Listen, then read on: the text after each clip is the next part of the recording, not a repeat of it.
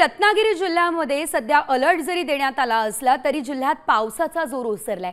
काल इशारा पातळीवरती धावणाऱ्या नद्यांच्या पाणी पातळीमध्ये घट झाली आहे। मात्र लांजा तालुक्यातील काजळी, संगमेश्वर तालुक्यातील शास्त्री नदी अजूनही दुथडी भरूनच वाहते। खेड तालुक्यातील जगबुडी नदी अजूनही इशारा पातळीवरती आहे। तर रत्नागिरीमधून पावसाचा आढावा आमचे प्रतिनिधी अमोल कले यांनी घेतला। पाहूयात त्या ठिकाणची सध्या परिस्थिती। 2 दिवसापासून रत्नागिरीला मुसळधार पावसाने अक्षरशः झोडपून काढलं होतं। जिल्ह्यामध्ये बहुतांश ठिकाणी पूरजन्य परिस्थिती निर्माण झाली होती। मात्र आजचा जर विचार केला तर आज पावसाने काहीशी उसंत घेतल्याचं चित्र पाहायला मिळतंय। मात्र नदी पात्रामध्ये कमालीची वाढ झालेली आहे।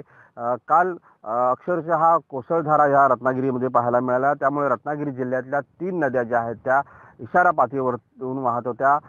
मग शास्त्री नदी असेल, जगबुडी नदी असेल या आणि राजापूर मधली कोदवली नदी या तिन्ही नद्या इशारा पातळीवरून वाहत होत्या। मात्र आता सध्या जी आहे ती खेडमधली जगबुडी नदी ही इशारा पातळीवर आहे।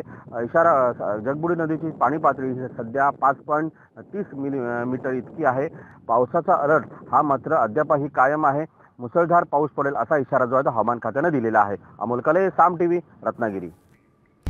आता isakal.com आहे देशातील नंबर 1 ची मराठी न्यूज वेबसाईट। प्रत्येक अपडेटसाठी isakal.com ला नक्की भेट द्या।